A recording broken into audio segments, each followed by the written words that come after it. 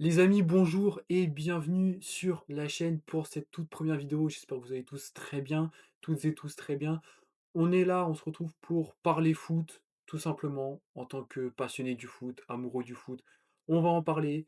Il y aura des vidéos analyse, il y aura des vidéos prono, peut-être par la suite des vidéos histoire aussi, si vous en voulez, ou en fonction de la tournure et l'évolution que prendra la chaîne.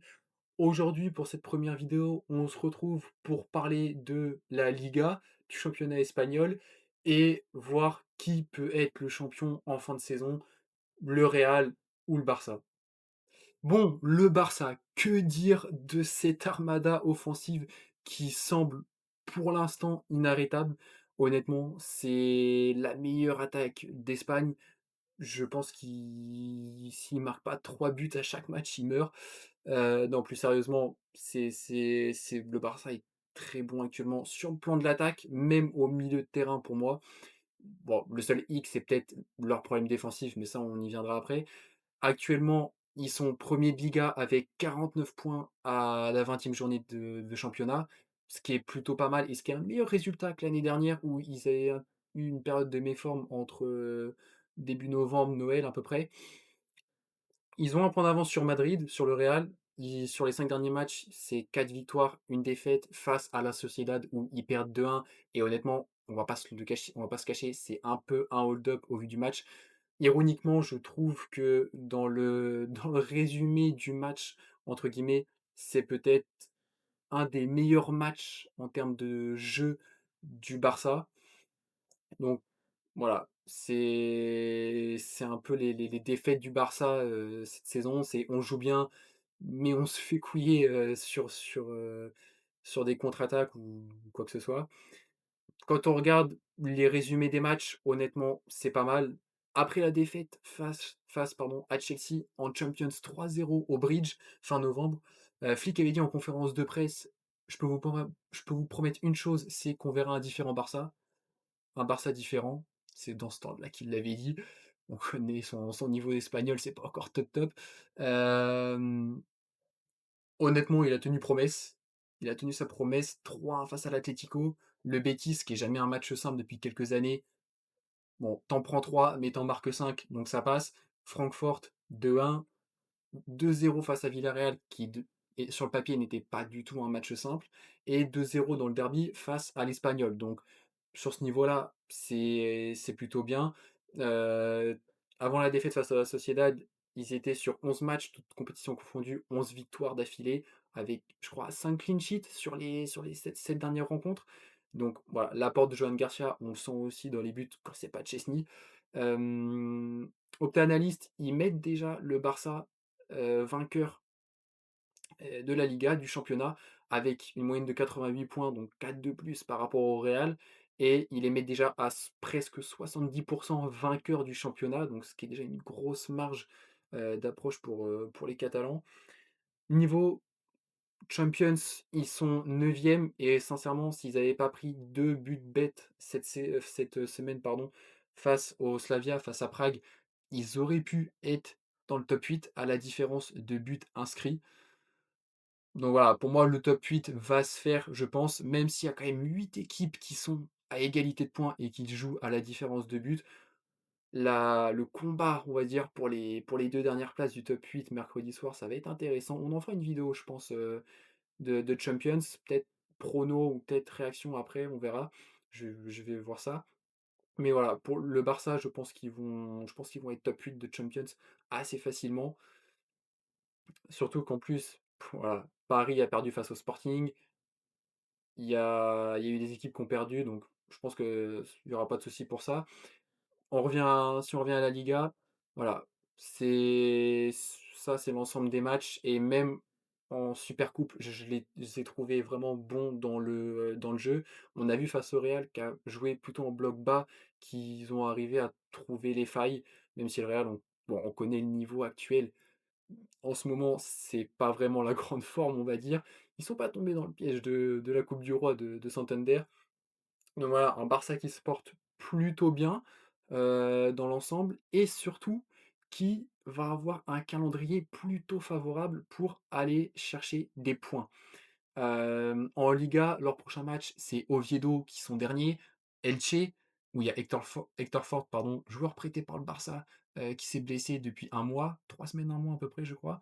Majorque, Gérone, Levante et leur prochain gros match sur papier, c'est le 1er mars face à Villarreal. Donc voilà, tu joues Copenhague en Champions, tu joues Albacete en Coupe du Roi. Si tu as pas de play-off à jouer en Champions parce que tu finis dans le top 8 et que tu as bien géré, voilà, tu as 7 matchs où pour moi, tu dois aller chercher 21 points disponibles, enfin possibles sur 21.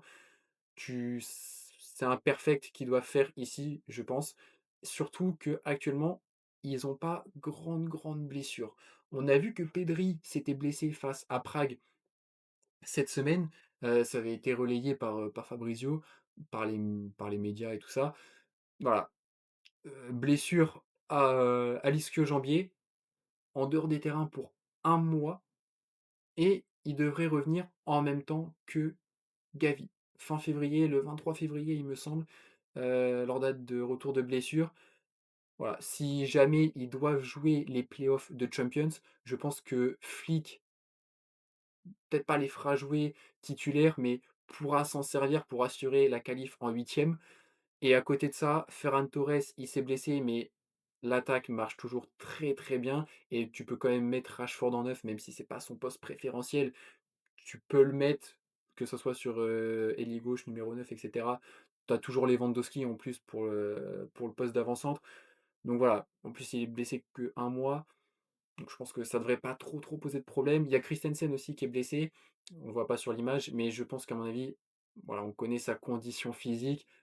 Je pense pas qu'il revienne cette saison sur les terrains ou peut-être à la fin de saison si le Barça, par exemple, est champion avec 2 3 journées d'avance, peut-être que Flick le fera jouer sur un ou 2 matchs, mais pour moi, il rejouera pas et le fait d'avoir si peu de blessures, j'ai envie de dire, c'est bien. Je pense surtout à Pedri, le fait qu'il se soit blessé maintenant. Ironiquement, je trouve que c'est le bon moment qu'il soit blessé. Comme on disait, au vu du calendrier où ces matchs-là, tu en as quand même 3 ou 4 sur, 6-7 où tu peux jouer avec un milieu comme par exemple celui-là. Hem, alors j'ai pas mis De Jong, mais parce que j'ai fait ça par rapport au match, contre Copenhague de la semaine prochaine où De Jong est suspendu pour carton jaune. Donc bien sûr, pour les matchs de Liga, il y aura De Jong, mais voilà, tu peux éventuellement mettre un double pivot Casado-Bernal, même si Bernal, je le trouve pas foufou depuis le début de saison, enfin le début de saison qu'il fait, les matchs qu'il joue. En général, il joue quoi? 25 minutes, une demi-heure par match. On sait qu'il avait été blessé il y a 2 ans, il avait pas joué pendant un an et demi à cause de ses ligaments croisés. Et en 10, Fermin, je pense que ça y est, il a gagné sa place de titulaire indiscutable devant Olmo. On l'a vu encore face à Prague cette semaine. Actuellement, depuis le début de saison, il est sur 24 matchs, 20 goals assists, il est sur 10 buts, 10 passes D.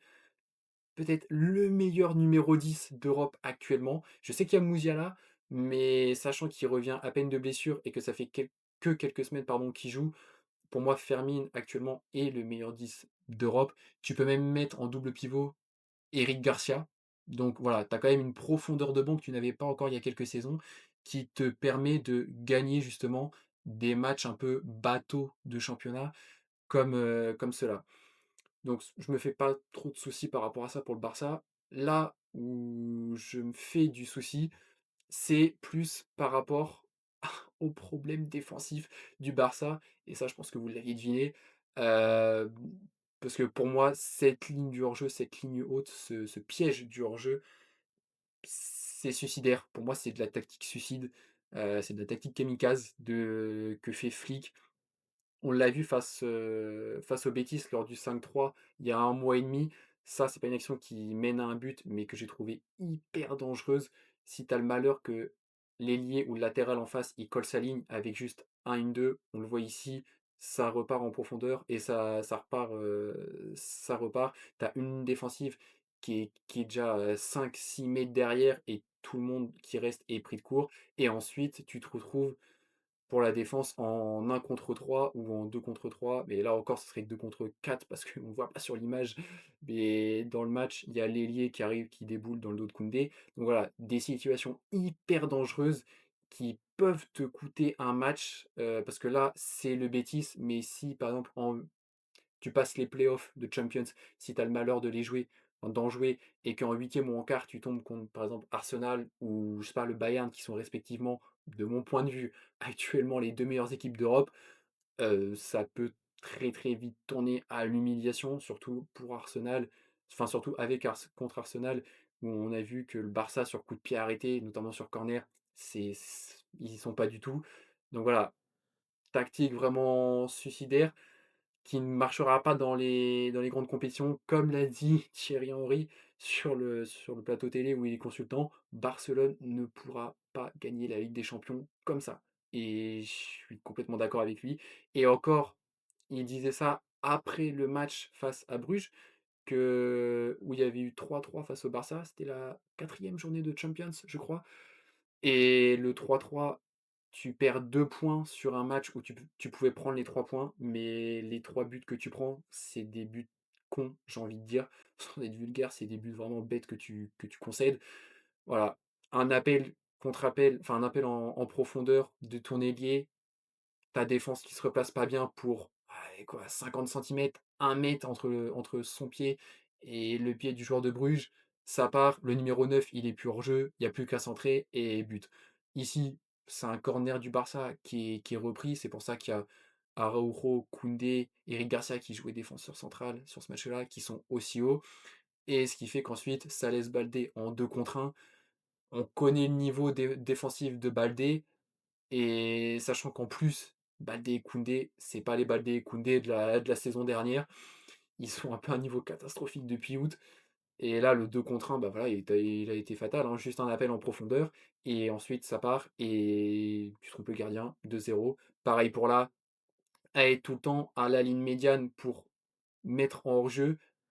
L'autre, il a juste à attendre dans son camp, il sera jamais hors jeu et il prend une vitesse, voilà. Et tu as toute une ligne défensive qui se retrouve à 2-3 mètres derrière l'attaquant qui fonce au but. Et voilà, tu prends 3 buts un peu «bêtes» entre guillemets. Donc ça, c'est peut-être la seule chose qui me fait peur pour le Barça, en championnat cette saison, parce que ça soit en Champions ou en championnat, parce que même les petites équipes, à partir du moment où elles ont compris comment jouer cette ligne du hors-jeu, elles peuvent te mettre 2-3 buts, même si elles sont 17e, 18e de championnat. Il y a une chose que le Barça a réalisé quand même ces dernières semaines qui pour moi est une bonne chose, c'est le retour de Cancelo au Barça pour 4 millions d'euros en prêt jusqu'à la fin juin.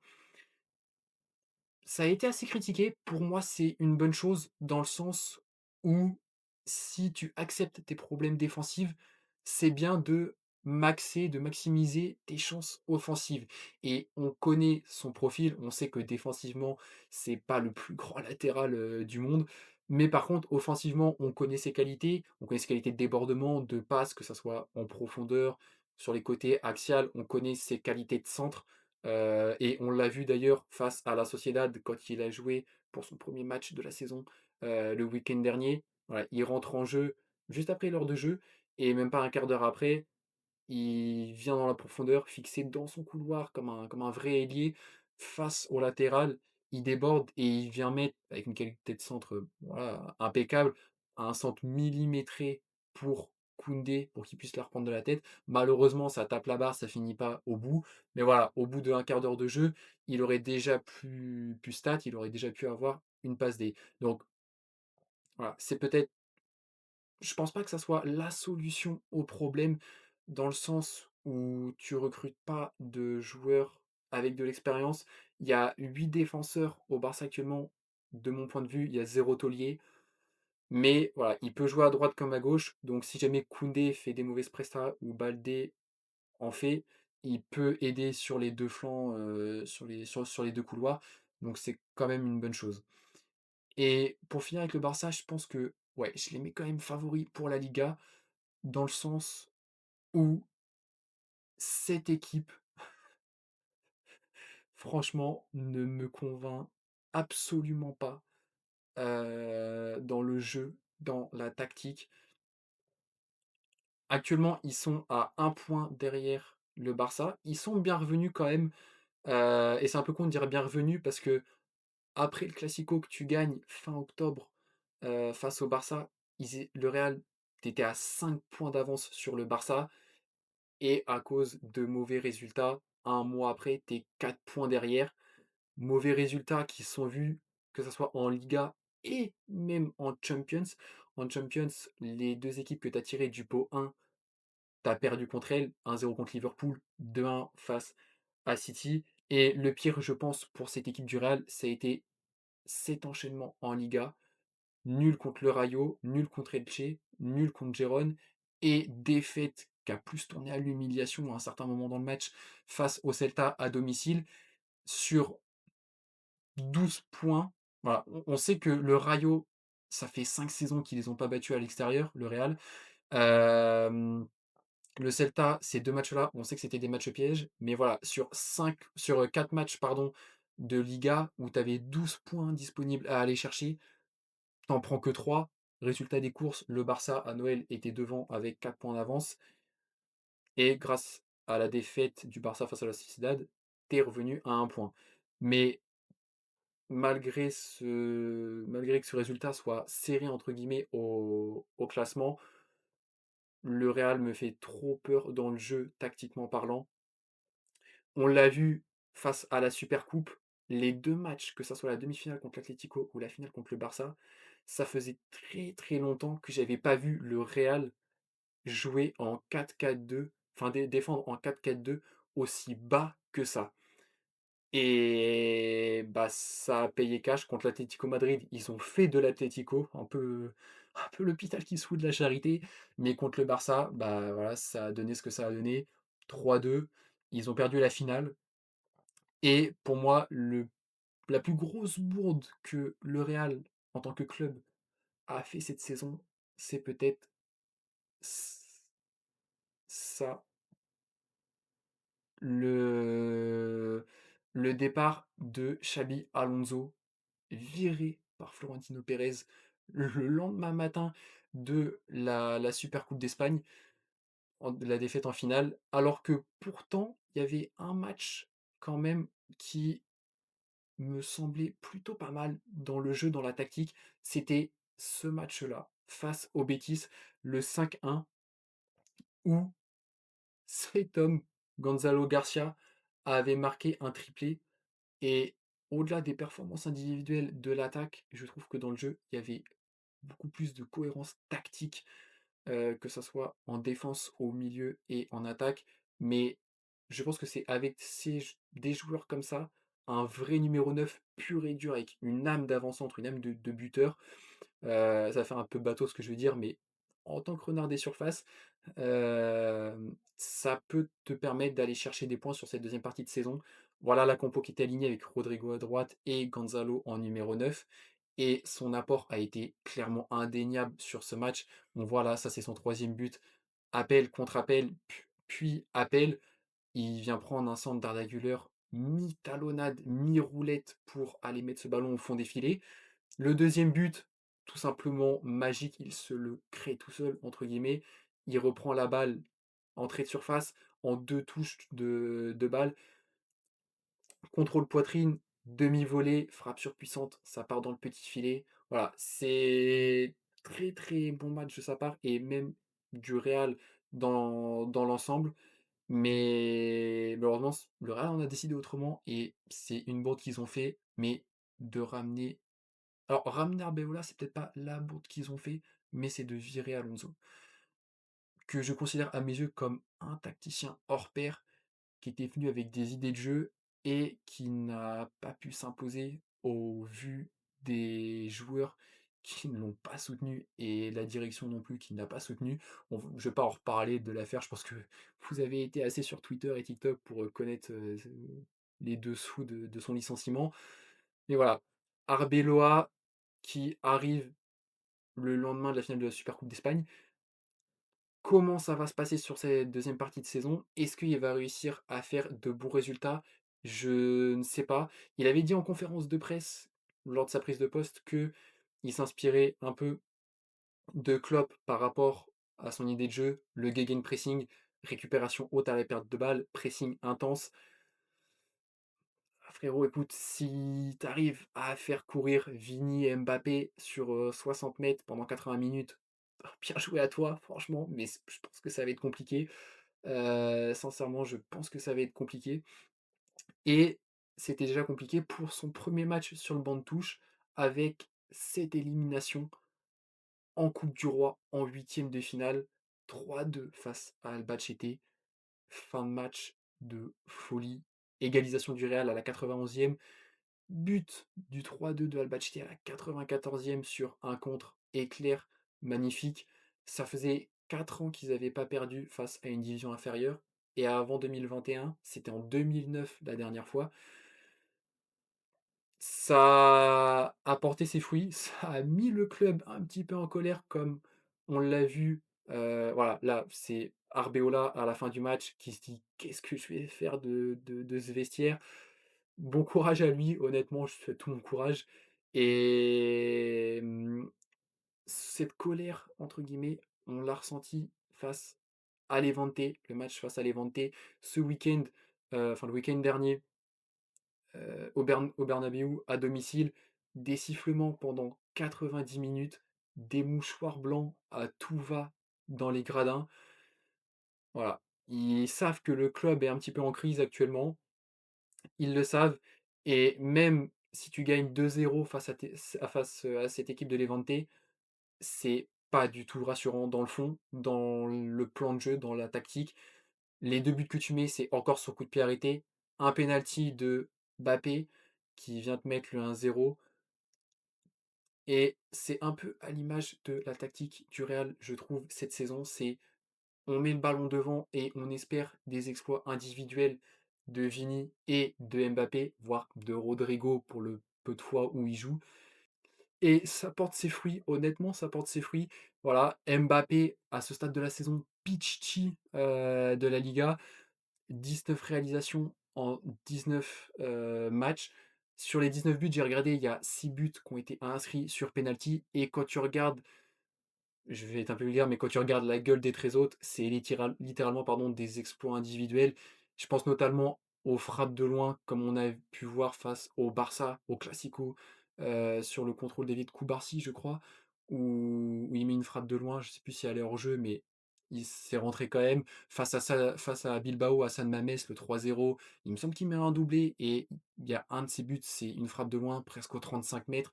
Voilà, ça résume un peu la tactique, le plan de jeu, on va dire, le fond de jeu du Real cette saison.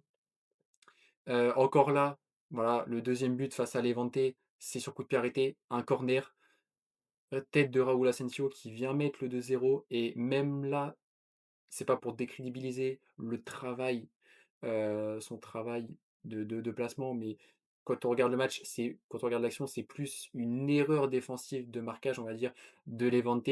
Donc ouais, un Real qui fait peur et un Real qui inquiète notamment vu le calendrier qu'ils vont avoir sur les prochaines semaines. Villarreal, le Rayo, la Sociedad, Retafe et le Celta Vigo. 5 matchs sur les 8-9 prochaines rencontres qui vont être très, très compliquées.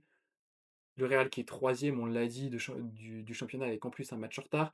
Le Rayo qui est jamais un match facile, même si bon là, tu joues à domicile. La Sociedad qui est un petit peu un match piège. Retafe, tu sens le match nul arriver à 10 km. Et le Celta Vigo, sachant qu'ils les ont battus 2-0 au Bernabéu, enfin que le Celta a battu le Real 2-0 au Real, là, sachant qu'il joue à l'extérieur, enfin, sachant que le Celta joue à domicile, quel va être le score? On peut s'attendre à tout. Heu, je pense que peut-être l'avantage qu'ils ont par rapport au Barça, au niveau de la fatigue et du calendrier, c'est que ils sont sûrs déjà de finir dans le top 8, donc ils vont pas avoir de play-off à jouer. Là, ils sont top 3 face à Benfica, je pense qu'ils vont réussir parce que c'est pas forcément le Benfica de la saison dernière, j'ai l'impression. Donc ils ont peut-être pas encore la 3 place acquise complètement en Champions, mais la 4e place, ils l'ont acquise à 100. Donc ils vont pas avoir de play-off à jouer. Ils vont se concentrer sur, la Liga, sachant que, bah, du coup, en plus, ils se sont fait éliminer de coupe, de Copa, de Coupe du Roi. Donc voilà, à voir comment ils vont s'en sortir, mais des matchs assez compliqués pour les prochaines rencontres qui inquiète par rapport à l'état de cette équipe. Équipe qui inquiète malgré le mercato, et ça j'avais envie d'en parler, le mercato estival qui avait été fait, cet été avec ces 4 recrues phares. Je voulais en parler quand même un petit peu pour, voilà, la petite mise à jour, on va dire, des performances de ces 4 joueurs. Je vais commencer tout de suite avec Mastantuono et pour le temps de jeu qu'il a eu, où il a été utilisé, sincèrement l'avoir payé, alors je sais plus si c'est 50 ou 60 millions, mais même 50 millions, c'est du scam. C'est sincèrement, c'est une arnaque pour le peu qu'il a fait, je trouve, dans ce début de saison. Même si à chaque fois qu'il a joué, il a été plutôt pas forcément mauvais à tout à tous les coins de rue, à tout point de vue, pardon. Je trouve que, voilà, il a pas eu assez de temps de jeu pour l'importance qu'on annonçait, de ses performances. Trent, lui, depuis la fin du Classico, il est blessé, donc depuis octobre, il n'est plus sur les terrains, ça fait 3 mois qu'on ne l'a pas vu. À voir comment il va se réintégrer dans cette équipe sous Arbeloa, sachant on savait, ces derniers mois que Valverde, il était en désaccord un peu avec Alonso parce qu'il les faisait jouer que latéral droit, parce qu'il en avait pas d'autres et qu'il aimait pas du tout ce poste. Là, ça va permettre au retour de Trent, peut-être que Valverde reprenne son poste de milieu central, son poste de vrai numéro 8 comme il l'aime bien. À voir.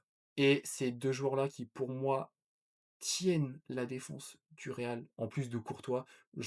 Courtois, j'en parle pas, mais pour moi, depuis 3 4 ans, c'est top 1 gardien monde. Je pense que la saison dernière, c'est peut-être la raison principale de pourquoi le Real n'a pas plus coulé que ça et ne s'est pas pris des humiliations à chaque match. Mais Huysen, pour parler donc de ces 2 recrues, Huysen, je le trouve bon dans le sens où il est critiqué parce qu'il est super grand et que dans le jeu aérien, il est clairement pas bon du tout. Moi, je trouve que il a déjà gagné sa place de titulaire. De un par les blessures qu'il y a dans la défense du Real. Rudiger, c'est comme Ferland Mendy, on n'a pas de date de retour de blessure, donc pour l'instant, il aura sa place de titulaire. Et Militao, je crois qu'il revient vers le 1er avril, je crois, ou fin mars. Donc il n'est pas prêt de rejouer du tout. Donc on va encore se manger du Huysen Asensio en défense centrale, en charnière centrale pendant pas mal de matchs, notamment pendant les gros matchs que j'ai annoncé là il y a 2 minutes.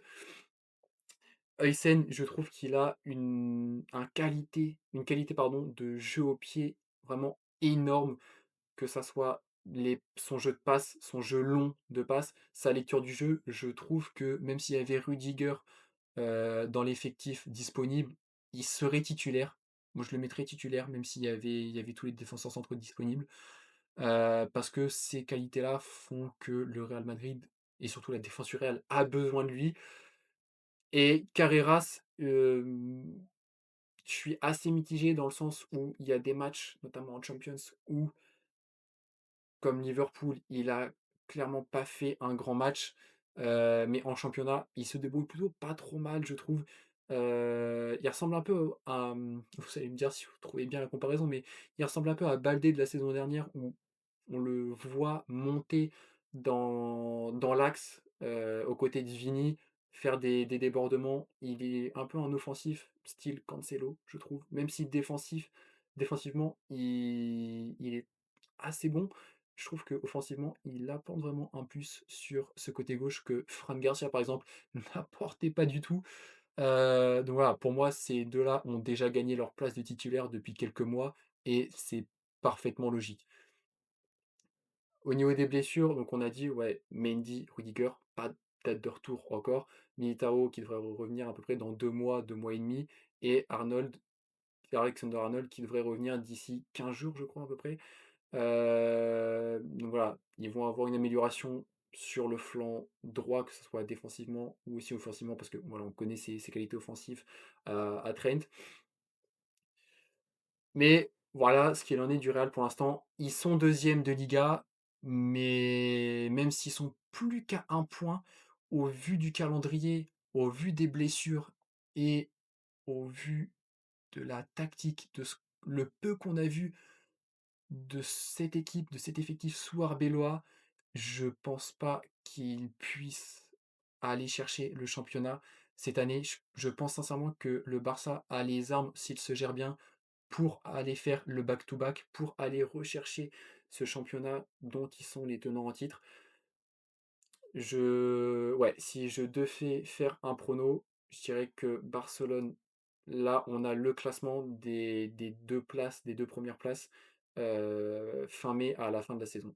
Bah, écoutez, je pense qu'on va s'arrêter là. Il y a déjà pas mal de choses qui ont été dites. Je crois que la vidéo là va peut-être faire près d'une demi heure, donc c'est déjà pas mal pour une première. Si vous avez aimé, n'hésitez pas à liker, à vous abonner et même à commenter si vous voulez que je fasse une autre vidéo. Je pense que j'en ferai une autre, pour la Ligue des Champions cette semaine, peut-être soit prono, soit débrief de plusieurs matchs de Champions. Je vais voir si j'ai le temps pour ce week-end en sortir une avant dimanche après-midi, pour Arsenal, Manchester United, gros choc de pelle en approche. Donc je vais voir ça. Sur ce, je vous dis: prenez soin de vous et à très vite.